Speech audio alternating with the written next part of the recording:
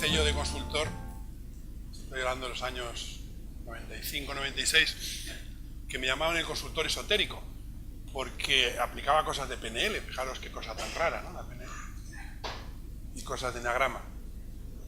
Bueno, el modelo este de la pirámide es un modelo que yo he ido desarrollando a través de los años, que la empecé a vislumbrar en el coach como chamán y luego lo he ido de alguna forma puliendo, y es una especie de remodelado de un coaching o un liderazgo fuera de la caja o un liderazgo dentro de la caja, lo que llamo yo, ¿no? El inside the box o outside the box, que se llama tanto, ¿no? Me he dado cuenta, y ya con los años y la experiencia, que lo importante en este mundo es cómo hacemos. O sea, hay un coaching clásico que yo aquí lo represento en la pirámide por la parte izquierda de la pirámide, que es un coaching, aquellos de vosotros que sois coach o que estáis interesados en el coaching, que bueno, que es un modelo bastante razonable y bastante estándar, para entendernos, igual que el modelo Grow o igual que los modelos clásicos. Pero mi descubrimiento es que el modelo normalmente de coaching que se usa en organizaciones son modelos dentro de la caja. ¿Qué es la caja? Normalmente las personas nacemos en un cierto ambiente, tenemos una cierta educación y a lo largo de nuestra adolescencia vamos teniendo unos ciertos juicios sobre la realidad, unas opiniones, tenemos unas emociones, tenemos una forma de comportarnos, tenemos unas expectativas, y todo eso va configurando lo que llamo yo la caja. Bueno, puedes llamarlo el ego también, pero en fin, lo del ego parece que es un poco más psicológico. Y entonces en esa caja creamos una caja y nos metemos dentro. Y es nuestra zona de confort, la famosa zona de confort. Bueno, y está bien. Pero ¿qué ocurre hoy en día? Hoy en día, hace 20 años, estar en la zona de confort era guay. Porque la gente más o menos tenías un sueldo razonable, tenías un trabajo razonable, tenías tiempo para estar con la familia. Bueno, y la gente más o menos, tú tenías una vida parecida a la de tus padres, como decía Dills, de PNL, decía, bueno, que era como la vida de aldea, ¿no? Entonces tenemos una vida de aldea en donde repetimos un poquito, bueno, pues los patrones, nuestros padres, si mi padre es médico, pues yo soy médico, y entonces más o menos la vida se desenvolvía de una forma bastante razonable. Y luego venía algún loco diciendo que había que salir de la zona de confort, pero tampoco teníamos mucha motivación para salir de la zona de confort, porque la zona de confort era muy cómoda. Las cosas han cambiado mucho en organizaciones y ahora nos damos cuenta de que esa zona de confort no es tan agradable como pensábamos. Los sueldos que se pagan en las organizaciones pues ya no son tan altos, la precariedad laboral es evidente, no hay trabajo para todo el mundo, hay mucha confrontación, vivimos en un mundo muy violento, vivimos en un mundo muy masculinizado, vivimos en un mundo en donde la competitividad y la violencia es lo habitual, vivimos en un mundo en donde parece que hay que empezar a pegar patadas por todos lados para poder sobrevivir, y en esas condiciones estar en la zona de confort no parece que sea tan buena idea.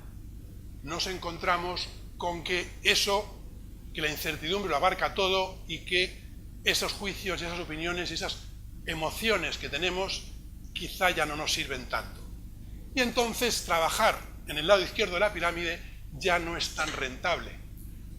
Claro, cuando tú trabajas en una organización, estás obligado al 50% entre tu coachee, trabajas como coach o trabajas como consultor, que es lo mismo, y el otro 50% estás de alguna forma al servicio de la compañía, al servicio de la empresa.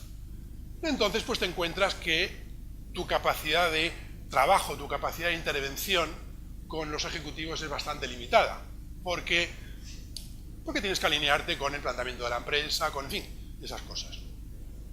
Yo recuerdo la primera vez que hice coaching, que fue en el año 94, fue para una empresa que estábamos haciendo un proceso 360, y juraron y perjuraron a los empleados de que no se iba a utilizar el 360 para hacer reducción de personal, y era mentira.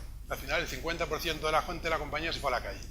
Entonces, esto ocurre también habitualmente, es decir, que te utilizan el coaching, utilizan los feedback como herramientas no de desarrollo personal, sino más bien de confrontación. ¿Estamos más o menos alineados en esto todos? ¿Sí? ¿Puede ser? Entonces, mi necesidad, como decía antes Miriam, yo un poco me salí del molde porque ya no estaba tan de acuerdo con esto. Entonces, poco a poco he ido creando lo que llamo yo el lado derecho de la pirámide. Como veréis, en el lado izquierdo de la pirámide está lo que llamo yo el feedback y en el lado derecho de la pirámide está lo que llamo el feed forward. ¿Qué es el feedback y qué es el feed forward? Lo que estáis metidos en el ajo de coaching sabéis lo que es. El feedback básicamente es revisar procesos antiguos en el presente para ir mejorándolos, como un 360 o como cualquier cosa de esta. Es decir, yo reviso mis actuaciones pasadas para mejorar el futuro. Pero ¿qué ocurre cuando un ejecutivo tiene que tomar una decisión importante? Cuando tiene que tomar una decisión importante, ¿qué es lo que hace ese ejecutivo? Ese ejecutivo mira al pasado y mira las decisiones que en su momento le funcionaron. Y entonces toma una decisión parecida o similar. Nos vemos el caso del Trump, nos vemos el caso de mucha gente, ¿no? De muchos líderes, de un Mariano Rajoy y tal, que en el fondo ¿qué hacen? Pues hacen lo que han aprendido a hacer. No se salen de su caja. Es decir, ellos están acostumbrados a un determinado guión, a una forma de comportarse, a una forma de liderar, y ahí se quedan. No salen de ahí. Con lo cual nos encontramos que son gestores realmente. Podemos tener muy buenos gestores.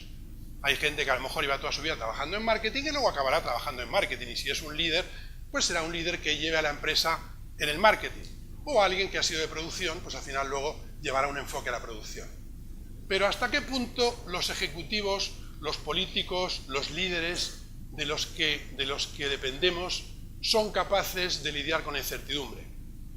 ¿Hasta qué punto somos capaces de adaptarnos a los cambios en el mundo que son cada vez tan fuertes? ¿Y hasta qué punto tenemos la tendencia de pensar que en el momento en el que estamos, nuestros recursos que tenemos ahí nos van a servir? Pues realmente muy poco. Yo soy de la creencia de que muy poco. O sea, realmente estamos muy atados a los tipos de decisiones que tomamos. Entonces, cuando hablo de liderazgo, lo primero que yo digo es, el líder es una persona que es capaz de liderarse a sí mismo fuera de su caja. Es decir, que es capaz de tirar por la ventana todos sus juicios sobre la realidad, su importancia personal, antes que nada, sus emociones y vivir el aquí y el ahora, con atención y con conciencia, y en contacto con la vida. ¿Qué significa en contacto con la vida? En mi segundo libro de Coaching el Camino, una de las cosas que yo pregunto es un libro también de liderazgo, yo le hago una pregunta, es un proceso simulado de coaching, y lo primero que le pregunto es a un líder, ¿tú a quién sirves?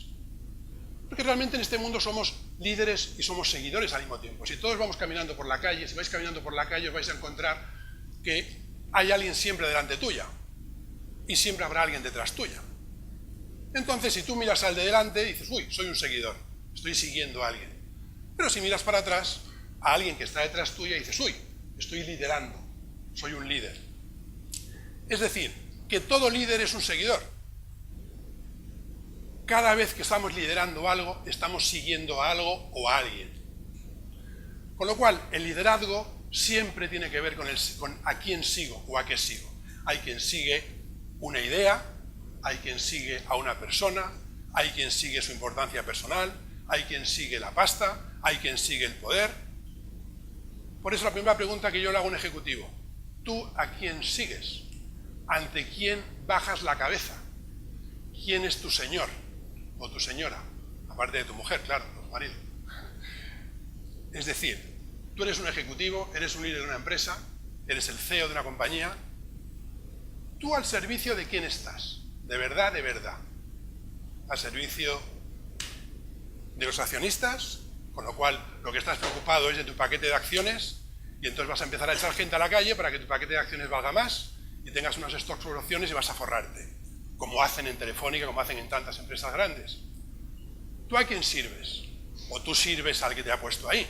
¿O tú sirves a tu cuenta corriente? Es decir, la pregunta a quién servimos es muy importante, porque es ante quién bajamos la cabeza, ante quién bajamos la cabeza cuando estamos haciendo algo. Por esa razón, lo primero que nos encontramos en la pirámide es del objetivo y lo otro que pongo en el otro lado es la intención. La intención es a quién sirves. Entonces el objetivo no es solamente el objetivo está muy bien, Pero, ¿qué está detrás del objetivo? Que una cosa que recuerdo que aprendí en PNL es la importancia del objetivo detrás del objetivo. Vale, yo consigo el objetivo, pero ¿para qué quiero conseguir el objetivo? ¿Qué está detrás de conseguir ese objetivo? ¿Por qué? Porque la intención es lo que me va a impulsar. Yo cuando hice coaching clásico con Miriam, me acuerdo que lo que más me chocaba era el compromiso. Decía, no, es que el coaching, lo importante es el compromiso. Tenemos que hacer que el coachee sea capaz de asumir las acciones que tiene que hacer y con compromiso. ¿Y el compromiso qué es compromiso? No, pues si no hay compromiso, no hay acciones. Pero yo creo que el compromiso no es el compromiso. El compromiso es que la intención tiene que salirte de dentro. Tiene que ser algo que te mueva a ti de dentro, que mueva tu alma, que vaya mucho más allá de lo que tú puedes ir, que confíes en la vida y que vayas para adelante. Entonces, ya estamos entrando en otro nivel de conciencia distinto, que es lo que llamo, por eso llamo, el lado de la izquierda es un liderazgo remediativo y el lado de la derecha llamo un liderazgo generativo. ¿Qué significa generativo?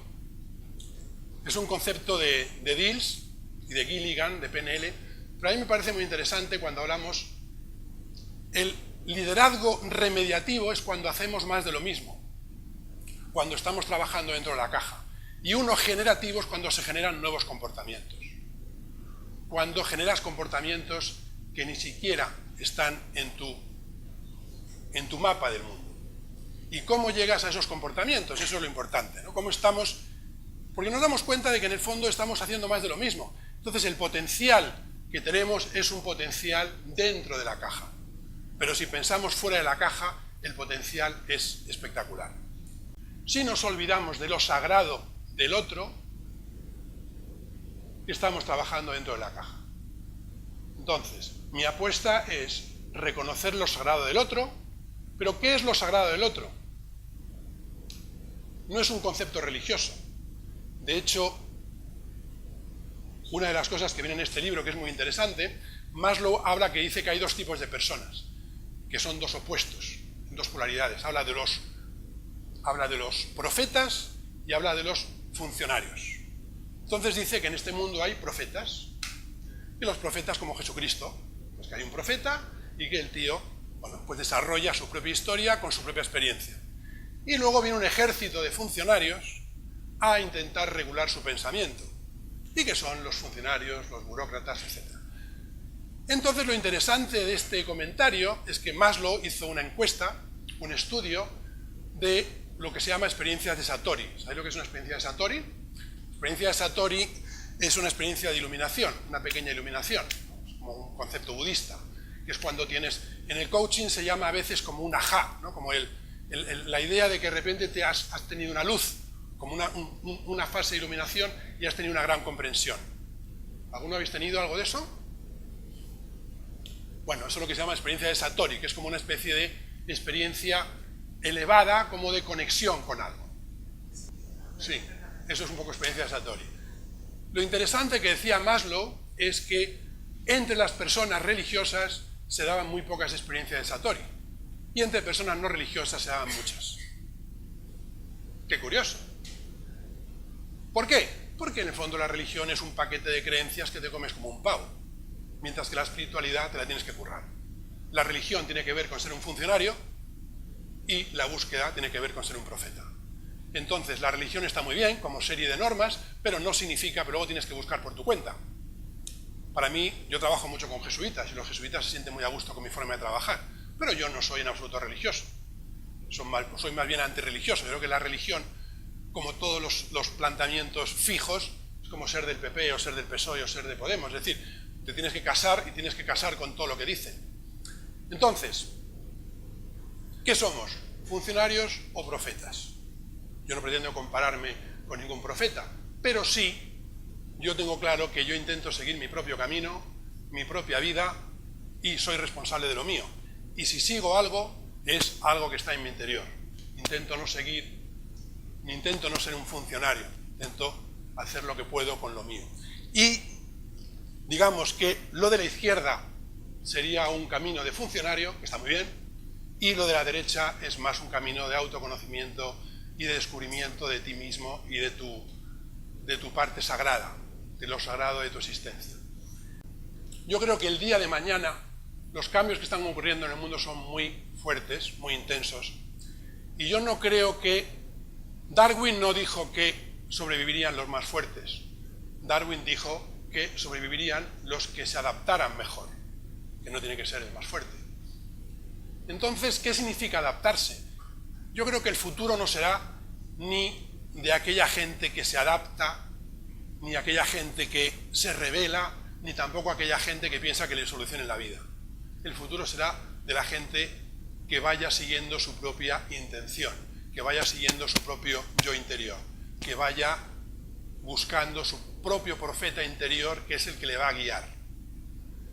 Claro, esto cuando estás hablando en organizaciones tiene su aquel, porque quizá con los empleados no puedes trabajar en este nivel de profundidad, pero sí con los dueños de la organización, sí con la gente que la dirige, porque de alguna forma, o con empresas familiares, porque de alguna forma conectan su propia intención con la dirección de la empresa. Pero bueno, eso es otra historia.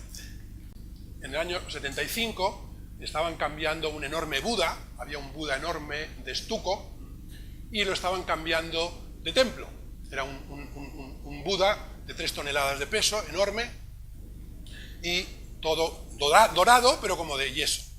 Y en un momento dado, uno de los cables del Buda se rompió y se cayó al suelo y se agrietó todo el Buda. Y el principal del monasterio descubrió que debajo de la grieta el Buda era un Buda de oro macizo.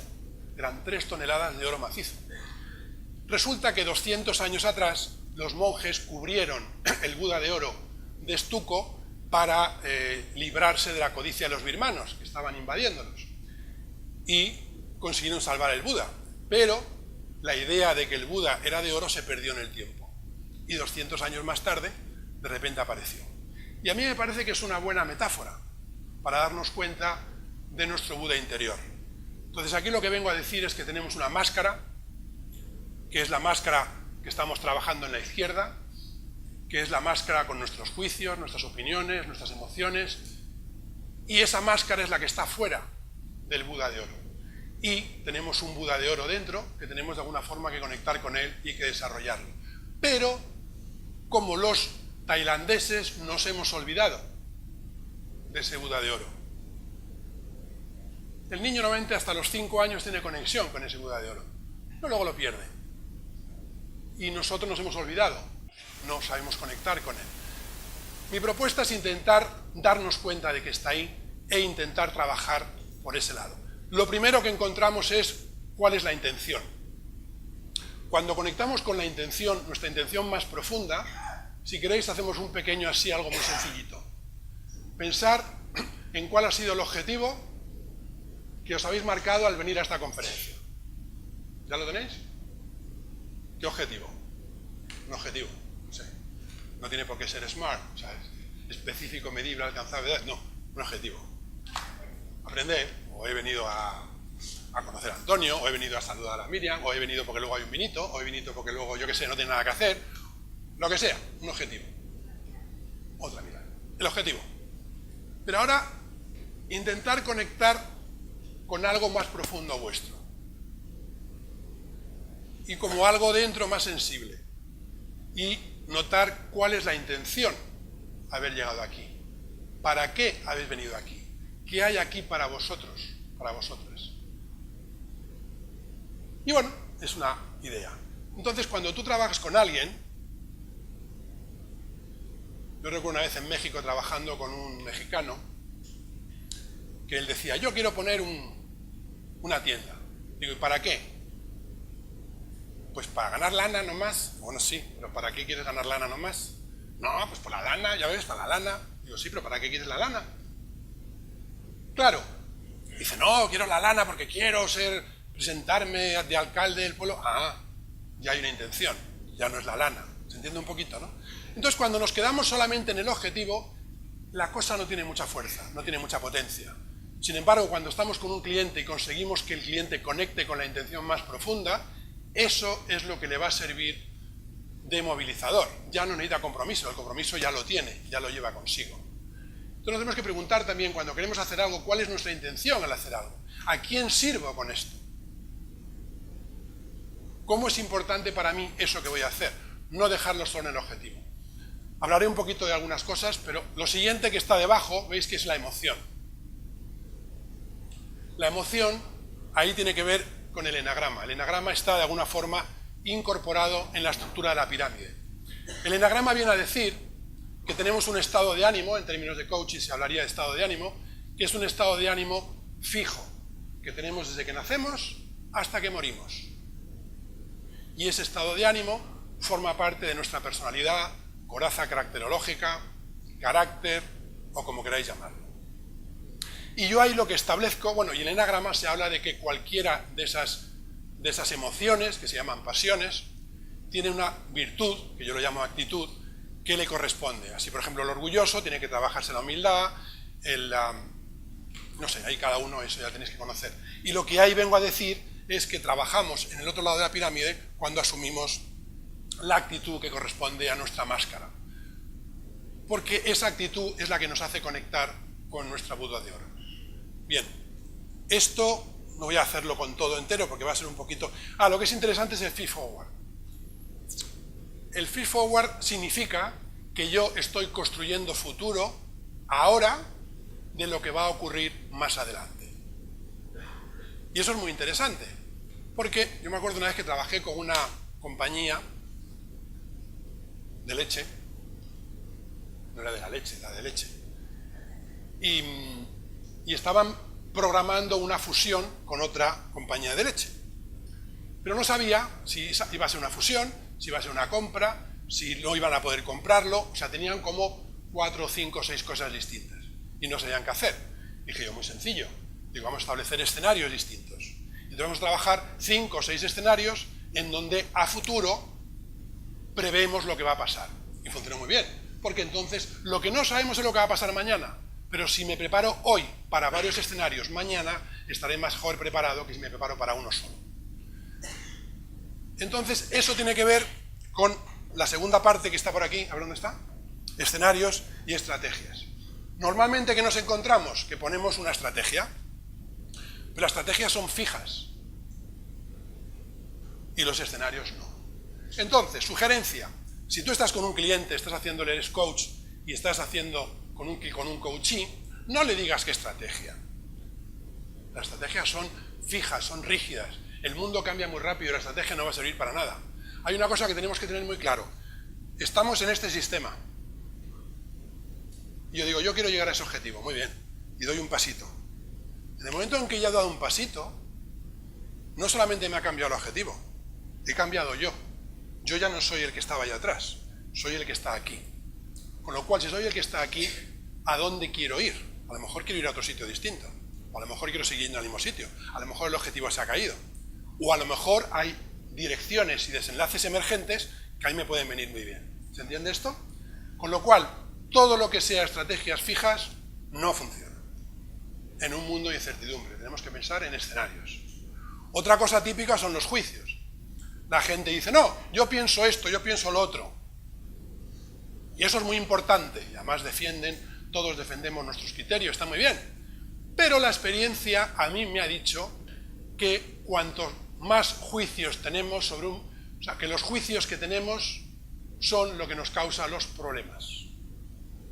Cada vez que hay un ejercicio muy simpático que tú dices, tengo un problema, vale, te pregunto cuáles son los 5 juicios que sostienen tu problema, y la persona te los dice. Digo, pues esos 5 juicios son justamente lo que te impiden alcanzar, o sea, lo que te impiden solucionar tu problema. Los problemas, por supuesto, que no lo creamos nosotros. Nuestra propia forma de ver el mundo es la que crea los problemas. Nuestra propia forma de ver a los demás, la forma de vernos a nosotros mismos, la forma de encajar en el mundo. Nuestra caja es la que nos crea los problemas. Con lo cual, la única forma que tenemos de solucionarlos es viendo y mirando ese tema. El enagrama es justamente un modelo, pero el enagrama realmente lo que te viene a decir es cómo es la máscara de estuco que tienes y qué puedes hacer para conectar con tu Buda de oro. Eso es lo que te dice el enagrama. El enagrama te habla de cuál es tu herida inicial. Y la herida inicial tiene que ver con al principio de todo. Entonces, el modelo enagrama viene a decir una cosa, viene a decir que hay 3 emociones básicas que el bebé cuando nace se encuentra. Una es el miedo, otra es la carencia o la sensación de soledad y otra es la rabia.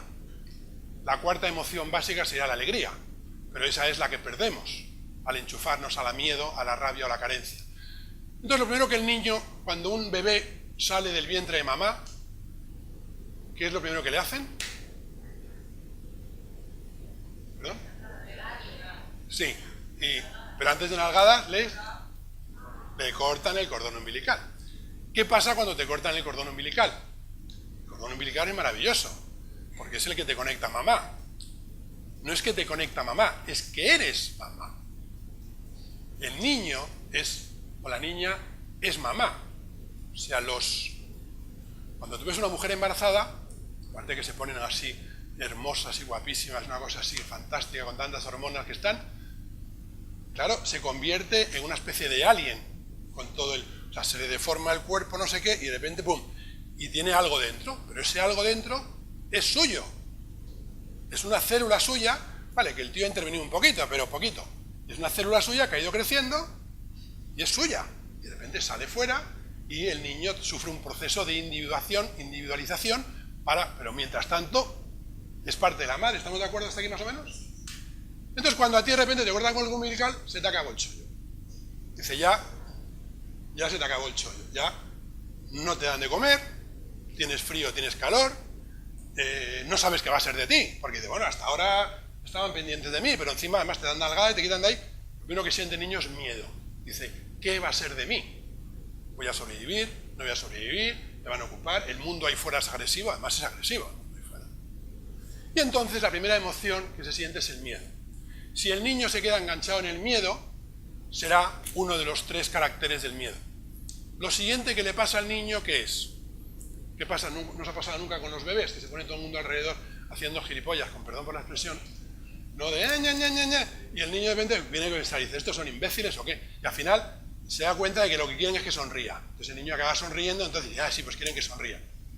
Entonces el niño se da cuenta de que tiene que poner una careta para ser aceptado. Que él mismo por sí mismo no, tiene que sonreír, tiene que hacer cosas, tiene que hacer gracias, y entonces aceptado. Se va creando una máscara, se va creando una personalidad, va adaptándose a lo que los demás quieren de él para ser reconocido, y se le mete el introyecto en el cuerpo de que para vivir en el mundo tiene que ser reconocido por los demás. Si tú perteneces a ese rasgo de enagrama, eres o un orgulloso, o un vanidoso, o un envidioso, digamos los 3 de la derecha, y tienes un carácter emocional. Y finalmente, ¿qué ocurre? Pues que ocurre que ese niño de repente se da cuenta que se olvida de sí, le han hecho olvidarse de sí mismo, y entonces lo que viene es mucha rabia, y esa rabia son los 3 caracteres de arriba del enagrama. Yo cuando cuento esto siempre recuerdo una escena muy bonita que leí del típico libro americano que se llamaba Sopa de pollo para el alma. Esos cuentos así americanos, así que te pones así, que se salen las lagrimitas y no se te ponen así los pelitos así. Y contaba la historia de una niña como de 8 o 9 años que de repente le pide a sus padres quedarse a solas con su hermano pequeño, tenía 1 año por ahí, o 6 meses, que era un bebé. Entonces los padres pues se quedan un poco asustados, ¿no? Porque dicen, bueno, pues está que querrá quedarse sola con el bebé. Entonces se ponen los padres a observarle por la puertecita y ven que la niña se pone como a charlar con el bebé. Y al cabo de un rato le preguntan a la niña, dice, bueno, pero fulanita, tú que estás hablando con el bebé tan animadamente, se le estaba preguntando cómo era Dios, porque a mí se me ha olvidado. Con esto quiero decir que solo vemos en los niños, hasta los 5 o 6 años son luz. Pero luego viene el mundo en el que estamos y se acaban convirtiendo en sombras. Lo que intentamos de alguna forma hacer es recuperar ese estado de luz. Con meditación, con trabajo personal o lo que sea. Y cuando trabajamos con otros, darnos cuenta que lo que la gente va buscando es un poco de luz. No conseguir un objetivo, sino un poquito de luz y ser un poco más feliz en su vida. Bueno, volviendo al tema del enagrama, hay 3 reacciones posibles. Ante una emoción, yo o me pongo en rebeldía, o me quedo pegado, o hago como que no existe. ¿De acuerdo? No la miro, o me quedo pegado, o estoy en rebeldía. Entonces así nos encontramos con los 9 tipos del enagrama. Por ejemplo, vamos al lado de la izquierda. El lado de la izquierda es el miedo. Hay un carácter que se queda pegado con el miedo, que es el miedoso, que es el paranoico. La película 1984, ¿la conocéis? Esa película es muy paranoica. Bush era muy paranoico. Los americanos en general tienen un punto muy paranoico, ¿no? Que vienen los negros, que vienen los iraníes, que vienen las armas de destrucción masiva, que vienen los coreanos. Entonces el paranoico es así, el paranoico es un miedoso, entonces todo le parece miedoso. Se queda pegado con el miedo. Luego hay otro tipo que no mira el miedo para nada, que el miedo como que no existe, que es el 5, que es el introvertido.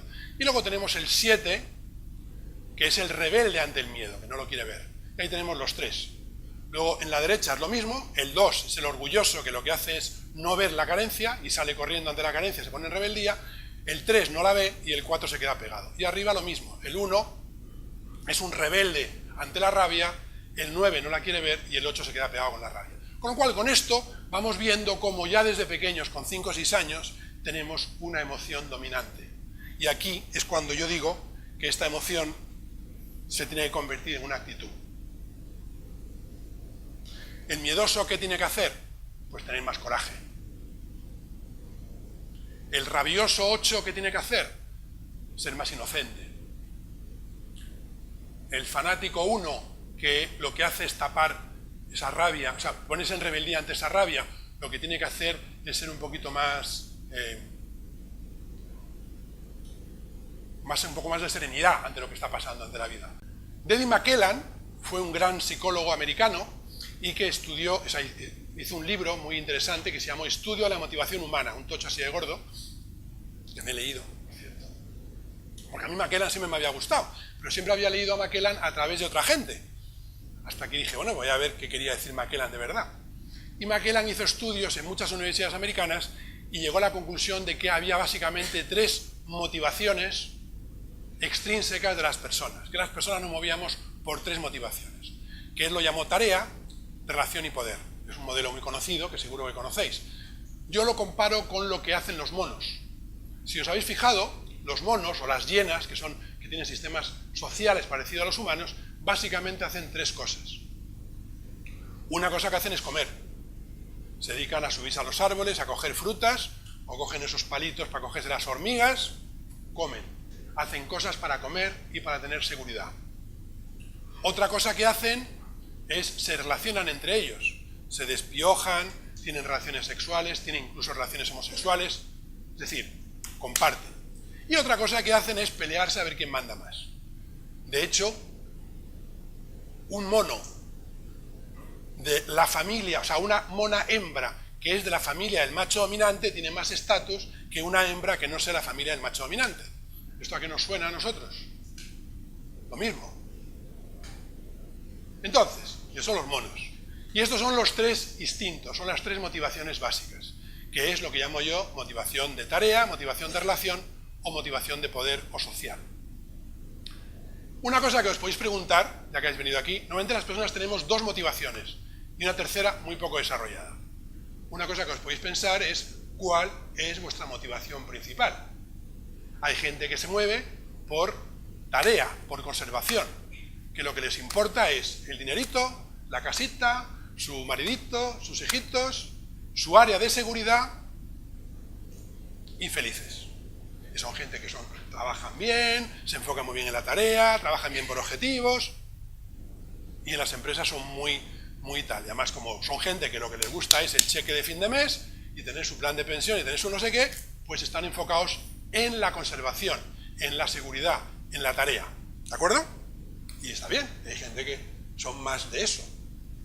Luego hay gente que se enfoca en la relación.